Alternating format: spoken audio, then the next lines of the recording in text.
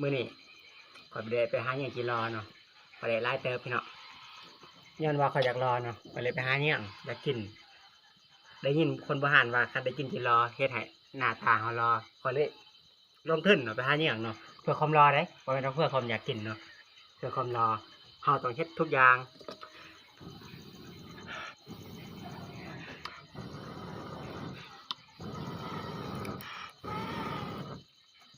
หมอแล้วหมอสิสุกแล้วอีกบ่โดนดอกประมาณ10 นาที ใกล้สุกแล้วอีก10 นาทีเนาะโอ้ไฟเนาะ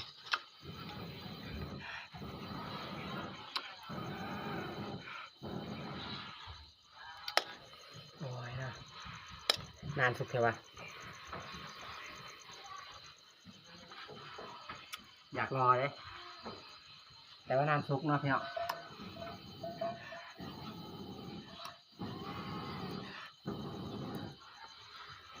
ที่จริงข่อยก็รอเนาะแต่ว่าอยากรอขึ้นกว่าเก่าเนาะ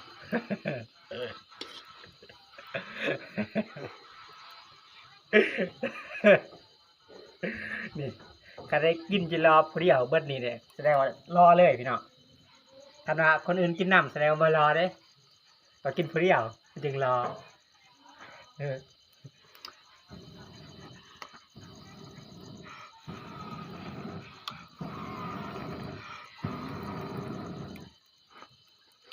ใกล้จะสุกแล้วต้องลองชิมเนาะช่วยสุกอยู่นี่โอ้น้ำดันบกครับ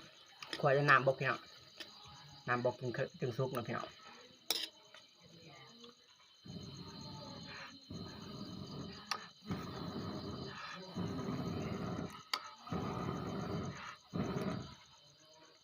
ถ้าซีมากข่อยแล้วหิมมากเด้อพี่น้องตอนนี้ยังไม่ทันรอถ้ากินจิรอเมื่อใดค่อยรอขึ้นมาค่อยเศร้ามากกว่าจะรถได้ซีมากแล้วพามากตอนนี้เด้อ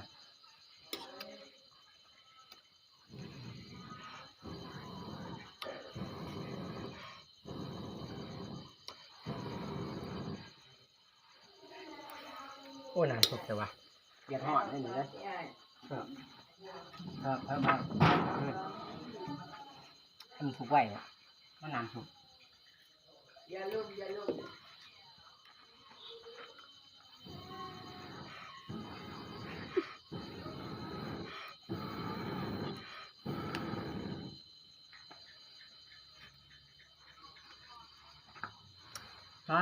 มาสิสุกแล้วเดี๋ยวไก่สิสุกแล้วพี่น้องคนรอเบิ่งก่อนเนาะเบิ่งให้จบคลิปก่อนเนาะเบิ่งให้จบคลิปเมื่อใดเดี๋ยวค่อยรอมานั่นโหลดเกี่ยวมือกรอกอะไรพวกนั้นเนาะในที่สุดกินรอที่ครัวมาใส่เวลา45 นาทีกระซุกลงแล้วโอ้โหลองกินก่อนจากตัวหนึ่งโอ้โหหลังจากที่กินไปตัวหนึ่งแล้วรู้สึกรอขึ้นหน่อยนึง